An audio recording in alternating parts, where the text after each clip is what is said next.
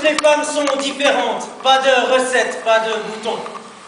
Il y a toujours un bouton sur une fesse de femme. Ce bouton semble migrer d'une fesse à l'autre, et ça se confirme d'une femme à l'autre. Je croyais que les enfants, ça se faisait par derrière. Avant de m'inspecter dans le miroir, je croyais que je faisais pipi dans le clitoris. Je n'ai jamais su localiser précisément le méa urinaire chez la femme. Mais est-ce vraiment important?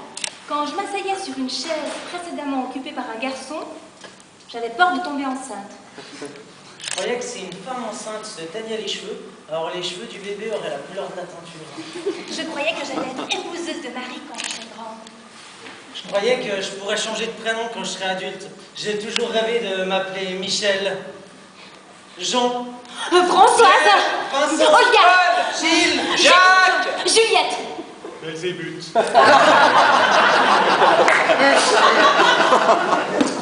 J'ai été déçu lorsque j'ai appris que toute ma vie je m'appellerais Yvon. Je croyais que tout le monde mourrait, sauf moi. Je crois que les gentils meurent avant les autres. La méchanceté conserve. Tête de bite. Connard!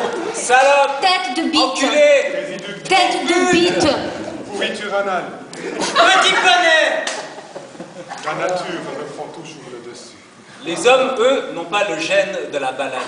Quand j'étais petite, je croyais que si tu buvais trop d'eau, tu finirais par avoir du calcaire qui te boucherait les entrailles et que seul Calgon pourrait quelque chose pour toi. Quand j'étais petit, j'avais un pingouin en peluche. Quand je le serrais trop fort, je croyais qu'un vrai pingouin, à l'autre bout du monde, mourait.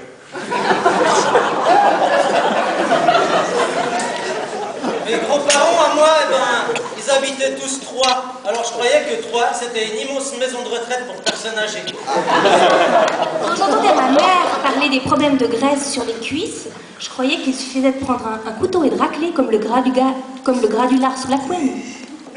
Au lycée, on reconnaissait les filles qui avaient perdu leur virginité. Elles marchaient les jambes écartées. Quand mon cousin s'est cassé la jambe à ski, j'ai été surpris de savoir que personne ne s'était inquiété de savoir où elle avait roulé sa jambe. Je croyais qu'au slalom, les skieurs devaient passer à l'intérieur de la porte, sous le drapeau. Je croyais que mes dessins animés favoris attendaient mon retour de l'école pour commencer. Je croyais qu'on disait les dessins allumés. Je croyais que les acteurs habitaient dans la télé. Je croyais que si tu dormais trop, tes yeux pourriraient. Si tu avais une petite crotte là, c'est que ça commençait déjà. Je croyais que quand je dormais, mes yeux tournaient dans leurs orbites. C'est pour ça que je pouvais voir mes rêves. Là, c'est la nourriture des rêves. Je crois qu'écrire, c'est accepter de ne pas savoir. Écrire, c'est comme jouir. On ne sait pas d'où ça vient et on a peur que ça soit la dernière fois.